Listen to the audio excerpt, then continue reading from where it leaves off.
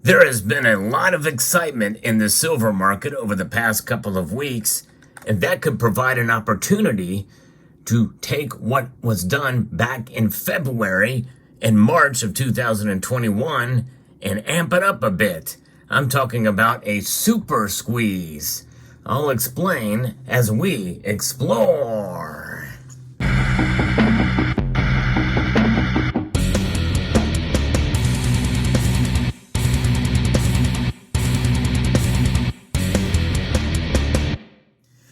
There's no question that they're starting to see a little bit more excitement in the silver market.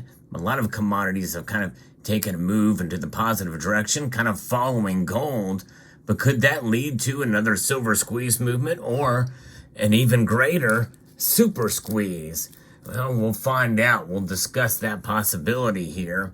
But first, we have to look back through history and what happened in the first time there was a silver squeeze movement. The silver squeeze movement started based off of what had occurred in the stock market with GameStop and AMC. Those stocks soared after there was a squeeze on those stocks. And, well, there was an attempt to try to do it with silver as well. But in reality, silver is not to be compared with stocks, very simple stocks. It was very easy to do, but it didn't last long for GameStop or for AMC either. And those stocks essentially, well, they fizzled out. And a lot of people lost money during that squeeze movement. But they were sending a message, and that message was attempted to be sent as well. The silver squeeze movement, for all intents and purposes, did fail. However, for a brief amount of time, it did climb. In fact, it got to almost $30 an ounce. And at the beginning of this run-up for silver, could it be possible that we see that occur again if people were to do the same thing that they did before and try to break the COMEX or try to just accumulate as much silver as possible as quickly as possible?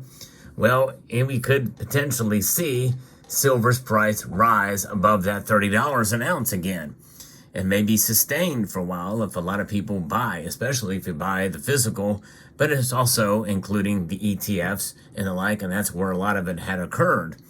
You just keep on buying, and maybe it'll cause that price to go up. And people maybe even liken it to what's going on in Bitcoin. Bitcoin has broken an all-time record. Gold has broken an all-time record. And so what does that mean? Could that happen with silver? Well, a lot of people hope and wish and think it should. Many people feel silver is undervalued. But silver is not Bitcoin. According to an article here from Forex.com, while supply and demand fundamentals explain much of the move in Bitcoin, it's drawing along to suggest that it has implications for the silver market. There's no halving of supply and impending, while demand is largely reflective of trends in industrial and jewelry manufacturing. Sure, gold is rallying too, but the move in precious metals comes across as momentum rather than fundamentally driven, at least in the near term, which means that it is a very fragile situation and it could reverse just as fast as it started. But there are some fundamental tailwinds that are there for the metal that could lead to the continued uptrend in a fast-moving price in a positive direction. And, I'm kind of cautious regarding silver's sudden pop. We've seen this before, and it gets pulled back. There's a dramatic increase, and they tend to fall back down, discouraging a lot of traders. And I always encourage people to look beyond just the price of silver. Its movement from day to day, month to month, or week to week. And there was a market-based inflation and expectations that have taken off, especially over shorter time horizons. And we know that there's a lot of things that are at play. We saw the lows that in mid-January did fall below $22 an ounce, but the rate has surged more than 110 basis points, nearly 3%, miles above the Federal Reserve's 2% mandate for a lot of the fundamentals with what's going on with inflation.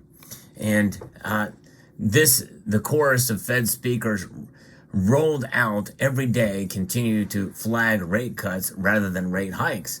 Many people feel it's coming sooner rather than later. Now, I still am holding on to, I'm thinking they're going to wait a while and it's going to probably not happen until July or June or July. Probably July is what I'm thinking, even though I'm in the minority there. Real U.S. yields also are something to consider. They measure the yield on bonds relative to expected inflation, have also come off their highs, even though they remain at elevated levels. On occasion, they can be influential on how low or no yielding assets boosting them when real yields fall and vice versa. And we know we have the what's going on with the budget deficit outside of crisis periods in modern history. We are at near wartime levels in terms of our GDP to debt ratio, and that's going to be really bullish for the metals complex down the road in a long-term situation.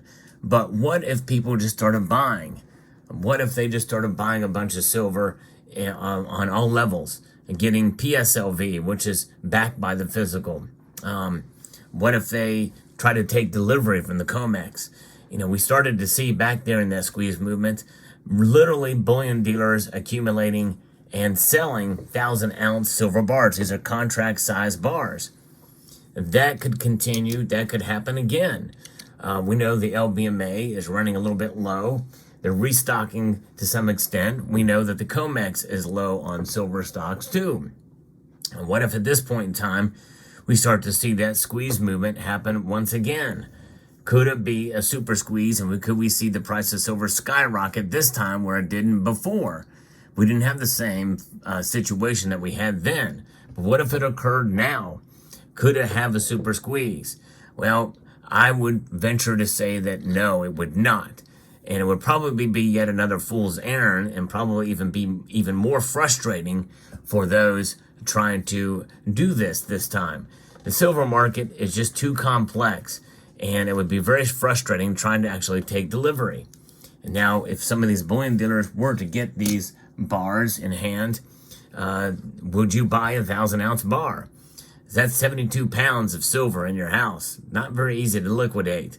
There is a company, I think ARC Precious Metals, who actually takes those bars and slices them up and sells them off like that. That's kind of an interesting way to be able to accumulate silver. It's kind of historic, and it would be neat to own a slice of a 1,000-ounce contract bar. But other than that, the best thing that we can do is just continue to buy as we have been and look for this as an opportunity. I still think silver is undervalued, even at where the price of silver is now. And as I record this video, the price of silver is above $24 an ounce. And it was very recently, just hours before recording this video, where silver did pop up above $24.50. I think, as I mentioned in a prior video, if it holds on to that $24.50 for an appreciable amount of time, then we very well may be at the cusp of a bull run. But it'd be a natural bull run. I just don't think there's enough power amongst us out there to cause an actual sustained silver squeeze of any sort, much less a super squeeze. But it's an interesting idea to float around there, and I'm not saying you should do it. I believe in buying silver in the most responsible way possible based off of your own fiscal circumstance. Fiscal responsibility is something that our institutions here in the United States and most of us around the country do not engage in. But we, as part of being silver stackers, that's the whole reason why we do it. To have a savings vehicle outside of the system, but also as a insurance policy, and to be able to be fiscally responsible, so that when we spend these, we're not being punished with high interest rates by putting our silver on a credit card. And because silver is a metal that indeed will, over the long course of time, do what it has done for thousands of years. And so I don't think you can really squeeze silver other than just grasping it really tightly in your hand. And even so, it's not going to really do a whole lot, right? It maintains its shape no matter how strong you are. I don't care how strong you are. With your bare hands, you're not going to be able to change it by squeezing it. And I think that's kind of the same way it is with the market. But silver is what it is. It does not change. It maintains its physical properties, and I think its properties as a monetary metal have not gone away. It just has added other attributes. Those other attributes as a commodity, as an industrial metal, which is actually a good thing, even though it may not be for the price, considering there's a lot of silver mined each year, and they're finding new ways in order to recover it from a lot of the consumption that is out there. So keep that in mind and be encouraged when you stack your silver that you're doing the right thing. But a super squeeze, I don't know. I just think we may see the prices go up because of natural market forces in play. And I think as long as we're accumulating on the way up or finding dips in order to buy, then I think we're doing just great. And I'm always encouraged when I hear about new silver stackers joining us. So if you're a new silver stacker, post it in the comment section down below. New silver stackers, I want to encourage you to stack silver and hold it, but buy responsibly and understand that the price will change. In fact, the price is going up now. We may see be eaten away in due course, but it matters not because silver is a long-term hold and it is a proposition that will preserve your wealth over the long course of time.